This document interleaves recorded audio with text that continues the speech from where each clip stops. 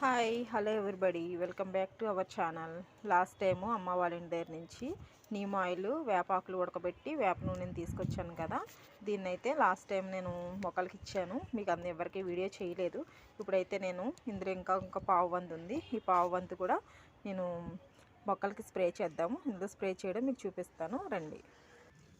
ఈ బకెట్లో, చిన్న బకెట్లో 3 మగ్గల నీళ్ళు అయితే పెట్టాను.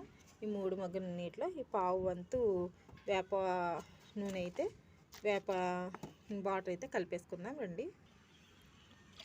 ఓకే ఫ్రెండ్స్, ఇదంతా శుభ్రంగా కలిపేసుకున్నాము. చూడండి, దీన్ని అయితే ఇప్పుడు మొక్కలకి స్ప్రే చేద్దాం. ఈ బాటిల్కి హోల్స్ అయితే పెట్టాను చూడండి. హోల్స్ ద్వారాగా మనం స్ప్రే చేద్దాం. ఈ హోల్స్ ద్వారా అయితే స్ప్రే చేసుకుందాం అండి.